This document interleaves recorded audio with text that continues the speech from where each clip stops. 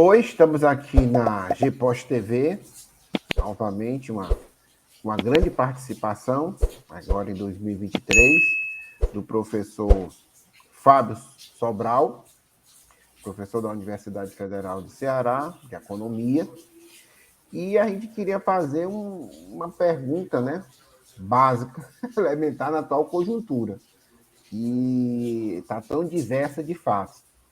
O que aconteceu com as americanas? Né? Tipo uma coisa assim, quando eu era criança, duas coisas. Eu tinha as lojas brasileiras, mas tinha as americanas. As lojas brasileiras se foram, mas as americanas eram assim, parece que fazia parte, né? Faz parte do DNA do nosso país. É uma coisa assim, Sobral, não sei se você já teve esse impacto. Raramente eu vejo as lojas americanas fechadas, né? Eu chegava a dizer assim, duas coisas que não fecham, estão sempre abertas. O inferno e as lojas americanas, né? Então, é uma pujança assim, certo? De repente entrou em crise, né? Quer dizer, um escândalo. E o escândalo que envolve, se não me engano, os 3 homens mais ricos do Brasil, né? Que segundo a Forbes, somando o patrimônio deles, que assim, de maneira conservadora, né? Chega-se a 160 bilhões de reais, né? Ou seja, se eu e você a gente ganhasse toda semana na Mega Sena da virada, né, que é 500 milhões por aí, a gente ia levar mais ou menos o quê? Uns 6 anos, né, para ter esse 50 milhões, né? 6 anos para ter esse Não, patrimônio. Mais, né? não, aos 6 anos daria 300 milhões, chegaria nem perto de Nem 160 perto. bilhões. Então é 50 milhões, 500 milhões que a gente teria que ganhar toda semana, certo?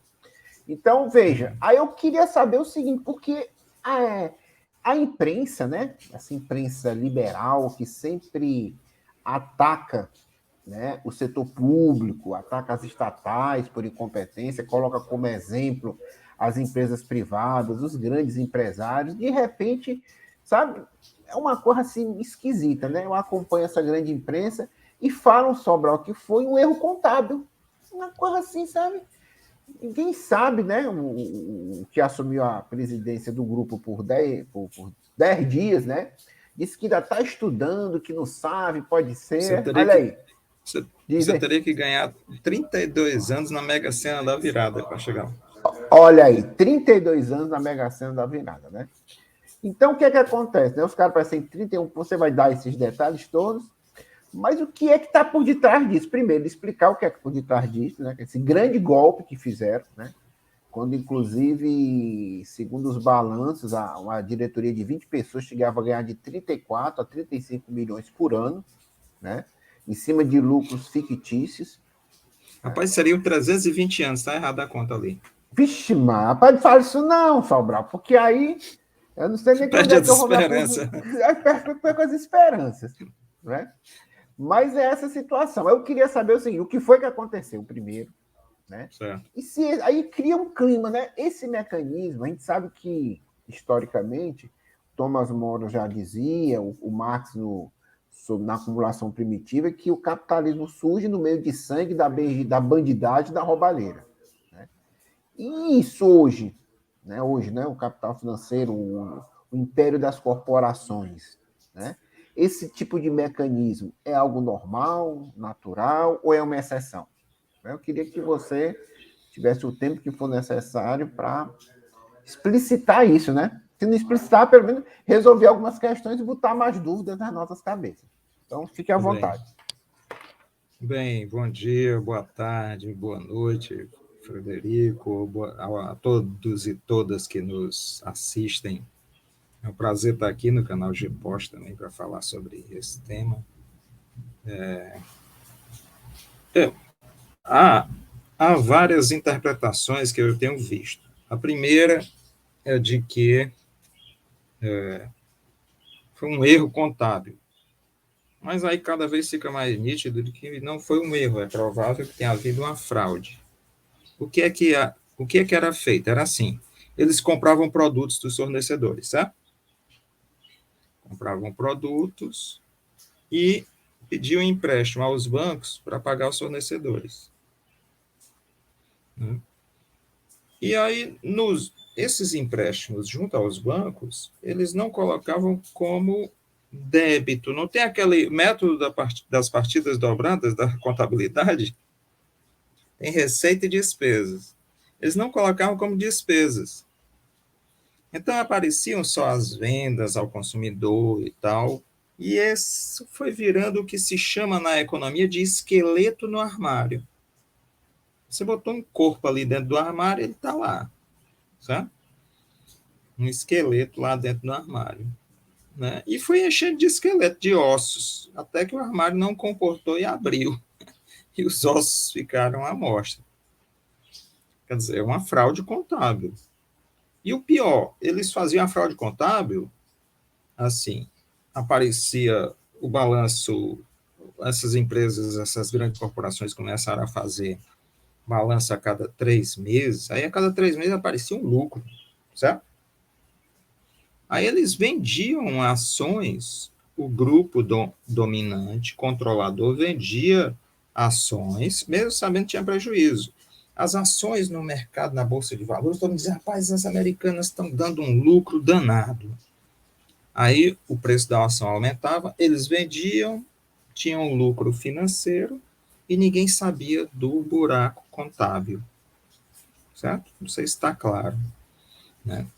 Então, era um mecanismo de disfarçar o prejuízo e, ao mesmo tempo, obter lucro na Bolsa de Valores. Eles vinham paulatinamente diminuindo a sua participação nas lojas americanas, sabe? Quer dizer, lentamente tentando sair do buraco. Pode parecer que isso é um problema assim interno às lojas americanas. Também é um problema interno, porque a dialética comporta múltiplas dimensões, né? Tá?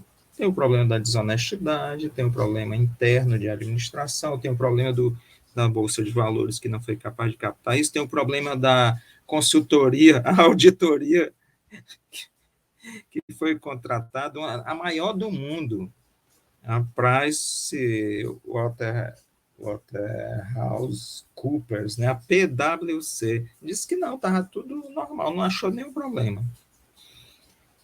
Bem, então tem todas essas dimensões, mas vamos entender qual é a dimensão nacional e a internacional. A nacional é a seguinte: a renda média das camadas trabalhadoras brasileiras foi caindo. O emprego formal foi caindo.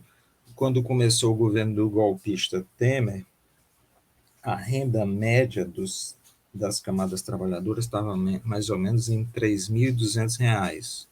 Hoje ela está por volta de R$ 2.300, R$ 2.400. Então, em média, as trabalhadoras brasileiras estão ganhando R$ 2.300. E ganhavam R$ 3.200, R$ 3.400 lá no Temer. Uma perda de renda enorme, de R$ 1.000 na renda média. Ora, isso vai ter um impacto no mercado consumidor. Por que não teve antes? Porque essas grandes empresas, supermercados, lojas de varejo, o que é que elas fizeram?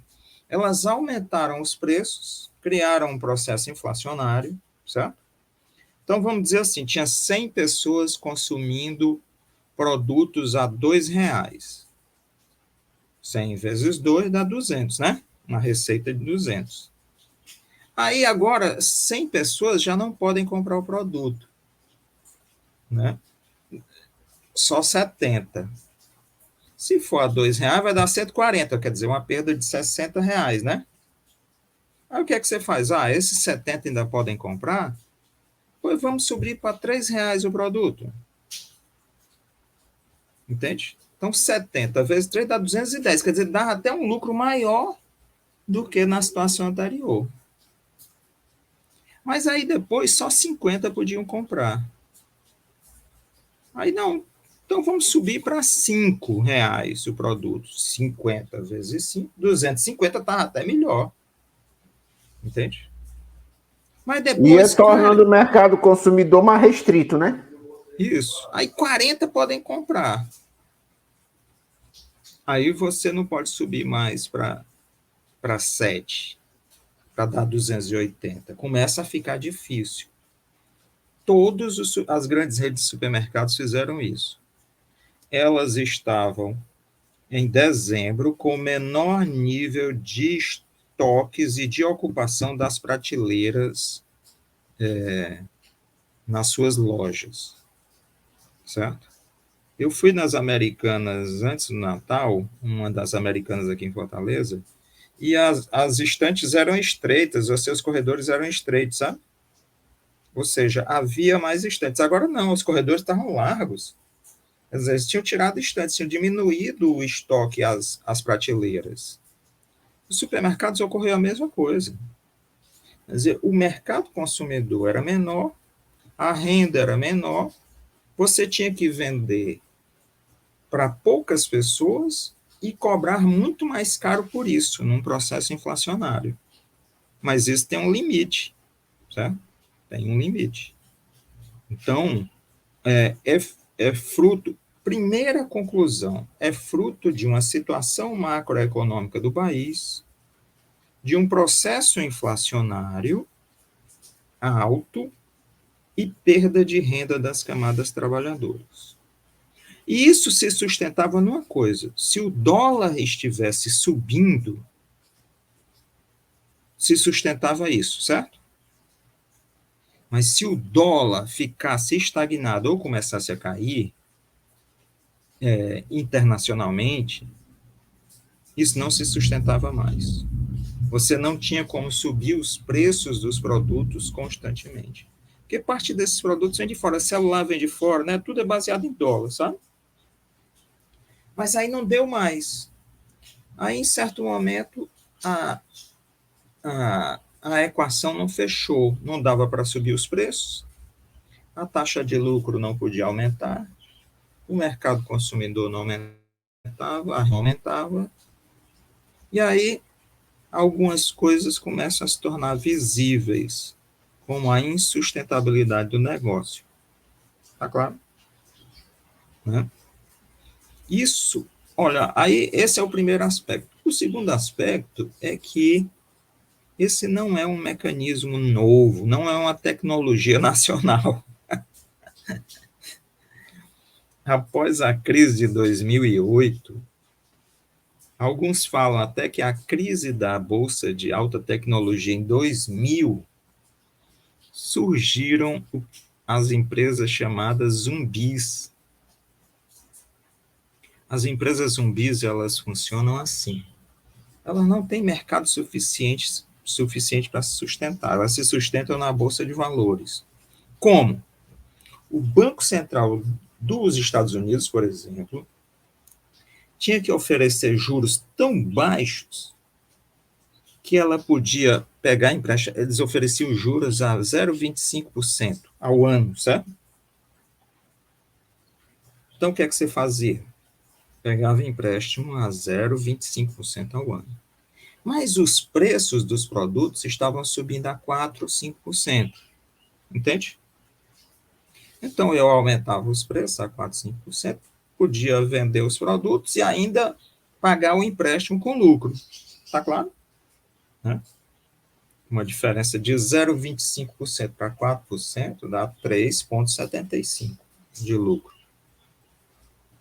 Mas isso também não começou a não funcionar, porque os produtos não começaram a ser vendidos. Aí o que é que você faz? Você pega um empréstimo a 0,25%, com o dinheiro você vai até a Bolsa de Valores e compra ações da sua própria empresa. Entende? Por exemplo, o Twitter vai lá e compra ações da sua empresa. A Meta, controladora de WhatsApp, essas coisas, vai lá e compra. Aí as ações sobem de preço. Quando aparece alguém comprando muito, né, uma ação não sobe de preço, né, outras pessoas passam a subir o preço dela também, né? Então eu pegava o empréstimo a 0,25, aí ia na Bolsa de Valores, comprava um monte de ações, a minha ação valorizava 10%, aí eu vendia, revendia, sabe? As mesmas ações que eu comprei minhas, eu revendia. Aí tinha um lucro de 10% e pagava um empréstimo de 0,25. uma empresa falsa, uma empresa zumbi, que funciona por uma espécie de transfusão de sangue ofertada pelo Estado através da dívida pública. Entende? Né? Aí essas empresas zumbis são o máximo nos Estados Unidos. Só que elas começaram a vir abaixo. Por quê? O Banco Central americano subiu os juros, não era mais empréstimo a 0,25, tá agora, se eu não me engano, a 4%. Aí já não dá para fazer essa operação tão facilmente.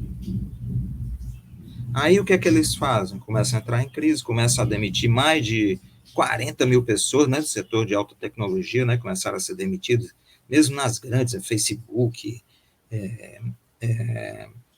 Twitter, sabe? Amazon, tudo demitindo gente, né? Porque já não se sustenta esse modelo financeiro de empresa zumbi. Então, a gente pode dizer que as americanas criou um modelo de empresa zumbi nacional. É um modelo vitorioso de importação da tecnologia dos Estados Unidos de fraudar os lucros, certo? Foi absolutamente isso, que passou aí mais de 10 anos, né, obtendo lucro com esse processo. Quer dizer, altíssima tecnologia para ludibriar o mercado financeiro, né? Altíssima capacidade de enganar o mercado financeiro. Então, é isso que acontece. As americanas, elas são fruto de um, de um, de um colapso macroeconômico, porque a renda caiu das camadas trabalhadoras. Elas são fruto de um mecanismo em que elas não se sustentam e precisam encontrar formas financeiras de se manterem vivas. Aí o que é que acontece? Vamos dizer assim, é talvez o estágio de derrocada final do neoliberalismo. Em 79, a Margaret Thatcher inaugurou o neoliberalismo no Reino Unido, com o que ela diz assim, em inglês assim, there is no society, não há sociedade, eu só conheço indivíduos, certo? A Margaret Thatcher ali está rompendo com um padrão que surge lá em 1870 com um alemão, Otto von Bismarck, chanceler alemão, líder do governo. As tropas alemãs invadiram a França, derrotaram Napoleão III, chegaram às portas de Paris, não conseguiram entrar porque o povo se revoltou e se armou. Bismarck, com medo de que o povo alemão passasse a admirar o povo francês e fizesse a mesma coisa com ele, recua. Arma o exército francês, que há pouco tempo atrás era seu inimigo, o exército francês esmaga a Comuna de Paris. Né? Mas Bismarck volta para o território alemão com medo. Pode estourar uma revolução em larga escala na Europa. O que é que eu vou fazer para impedir isso? Eu vou tomar algumas medidas. A primeira, eu vou elevar paulatinamente o salário das camadas trabalhadoras. Eu vou cooptar lideranças sindicais e partidárias opositoras, criando a chamada burocracia operária, que nós conhecemos, né, dos textos do marxismo. Eu vou cooptar intelectuais desses movimentos de esquerda para não serem, podem até continuar com as suas concepções teóricas, mas não podem atuar politicamente. O Bismarck tentou por 2 vezes, inclusive, comprar o Marx, sabe, Fred? Pouca gente sabe disso. Por 2 vezes ele fez ofertas para que o Marx fosse, inclusive, professor na Universidade Alemã, com uma renda anual em ouro, saísse dos movimentos sindicais, podia continuar com a sua teoria totalmente livre, certo? Mas saísse da atuação política. O Marx não aceitou. E olha O que o La Marx Salle se empolgou com Bismarck, né? O La Salle. Pois é. Olha que o Marx vivia numa dificuldade, numa penúria muito grande e não aceitou ser comprado, né? Então, eles colocaram os intelectuais na universidade, mas desde que não atuassem politicamente. Eles compraram partidos, colocaram inclusive a liberdade dos partidos, que eram todos clandestinos, os partidos operários, para disputarem o parlamento, e criou um sistema de previdência, né, de aposentadorias e um sistema de melhoria dos salários. Um modelo, o começo do modelo de estado de bem-estar social. Por quê? Porque aí entra aquela ideia de que o Estado é o capitalista coletivo, o capitalista que pensa. Certo? Bismarck era isso, era um capitalista que pensava. Com medo de perder o capitalismo, ele promove essas mudanças. O imperialismo alemão no resto do mundo era o caos, né? Imperialismo belga, inglês, americano, né? Francês, era o caos. Mas internamente eles mantiveram esse mecanismo. Theodore Roosevelt, em 1902, 3, faz a mesma coisa nos Estados Unidos. Pela primeira vez, uma greve da indústria metalúrgica, se eu não me engano, dos operários metalúrgicos, não foi dissolvida a bala. Ele aumentou, ele deu razão aos trabalhadores, aumentou os salários. Começa a mesma coisa nos Estados Unidos, né? Nos Estados Unidos, depois vem Theodore Roosevelt, que amplia esse mecanismo de estado de bem-estar social. Depois, isso é levado para a Europa, no pós-Segunda Guerra, né? A Margaret Thatcher, em 79, rompe com, quer dizer, 109 anos depois, rompe com Bismarck e inaugura esse mecanismo de elevação da exploração, acabar com a aposentadoria, reduzir a aposentadoria, aumentar as horas de trabalho, reduzir direito trabalhista, tirar proteção trabalhista, criar empregos informais, empregos do, do precariado, né? Certo? Ela cria tudo isso. O Reagan faz a mesma coisa. Existem dados que provam que de 1980, nos Estados Unidos, ou seja, quando começa o governo Reagan, até 2008, a renda média das camadas trabalhadoras estadunidenses caiu 25%. Vamos traduzir isso do economês para a linguagem normal. Se você, em 1980, você comprava 4 laranjas, em 2008 você só podia comprar 3. Tá? Aí entra uma coisa quase que de tragédia grega. É a situação em que a personagem estão diante de um dilema. Se for para lá, ele se arrebenta, mas se for para cá, se arrebenta também. Se eu redistribuir renda, os países que competem comigo podem me vencer.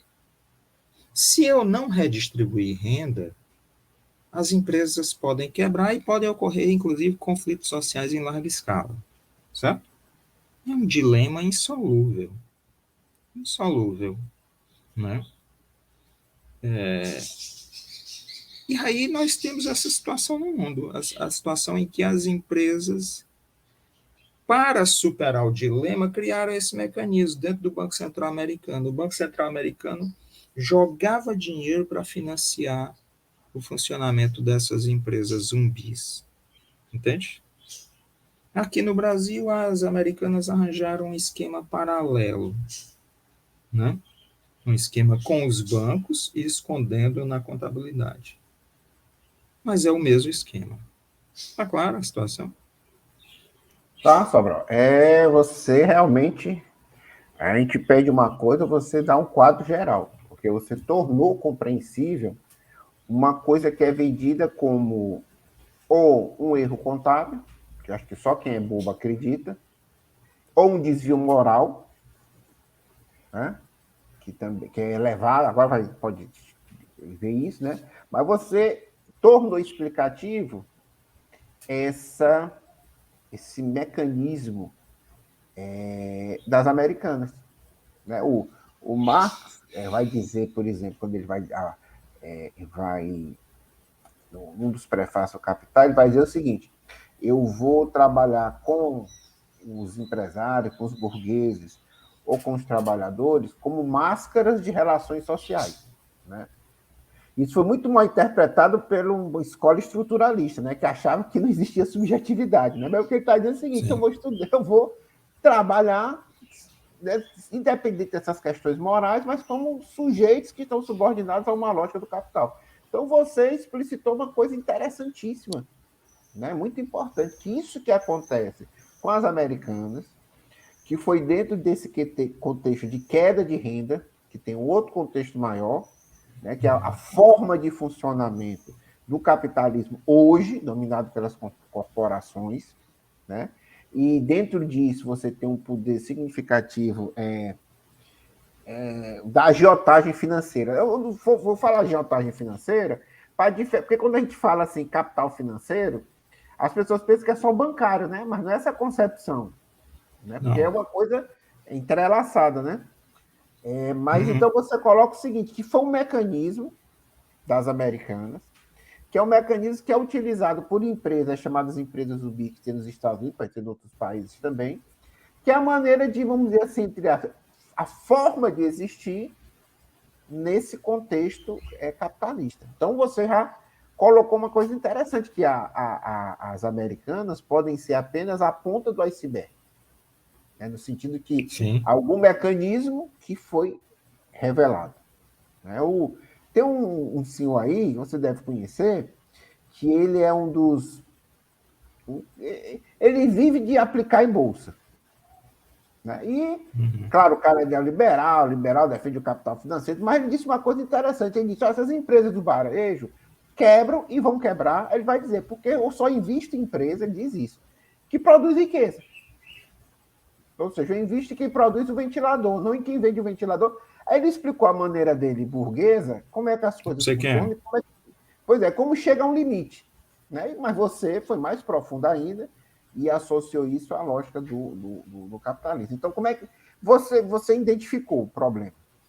Agora eu queria que, para a gente encerrar, quais são as tendências, hein? A tendência é As piorar, tendências. porque está vindo em Davos aí, está dizendo que vem provavelmente uma recessão, mais dificuldades.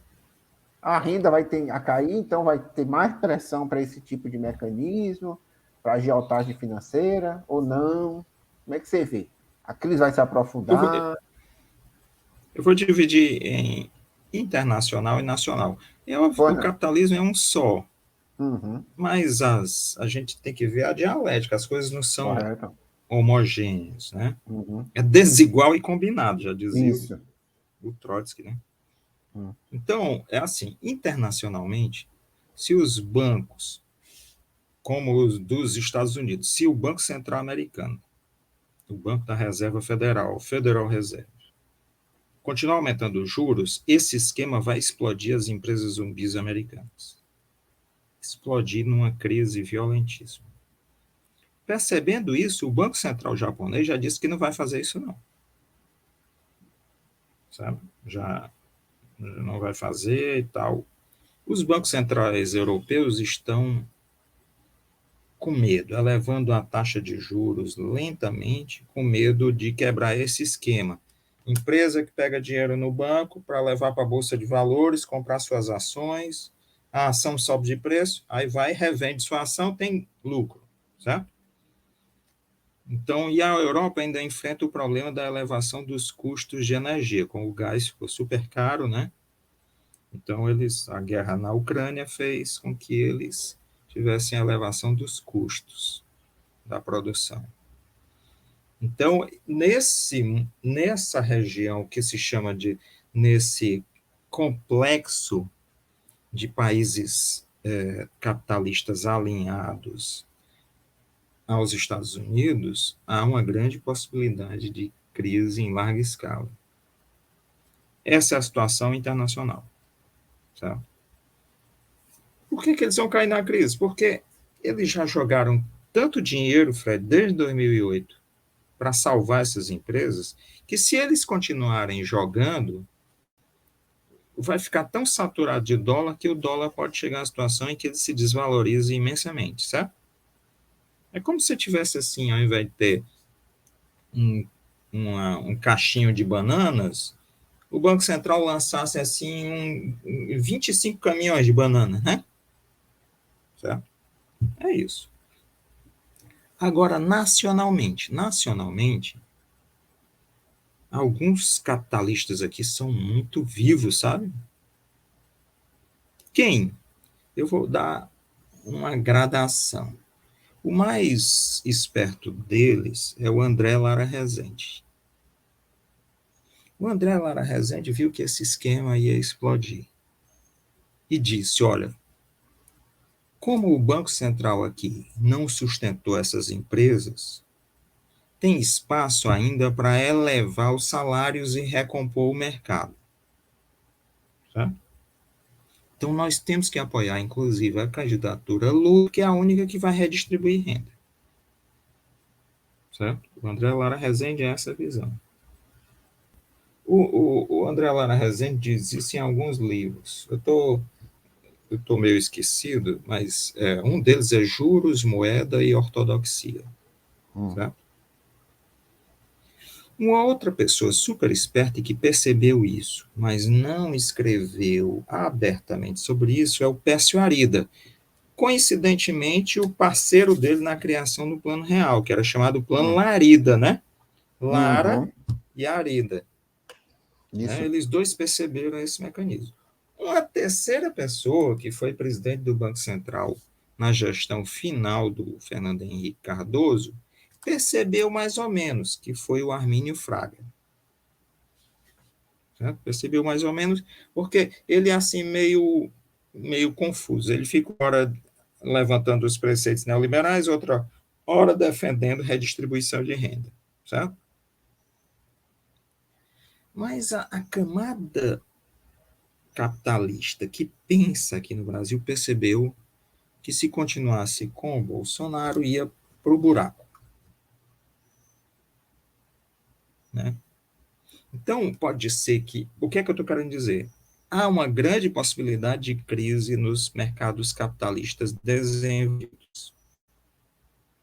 Há uma possibilidade menor de crise no Brasil. Por quê? Porque a crise já está instalada.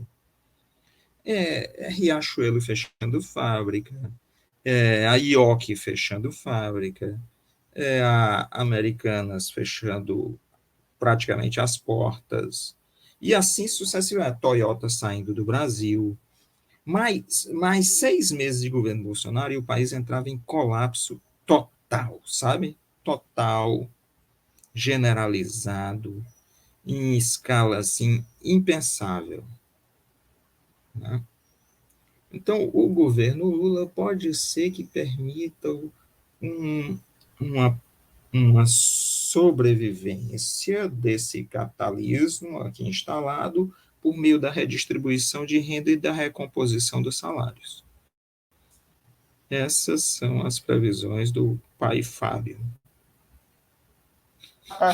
Fábio, muito obrigado, certo? Já deixo aqui um convite para a gente gravar na próxima semana sobre quais são as tendências, como é que não dá para fazer isso agora, mas as tendências aí do atual governo Lula, né?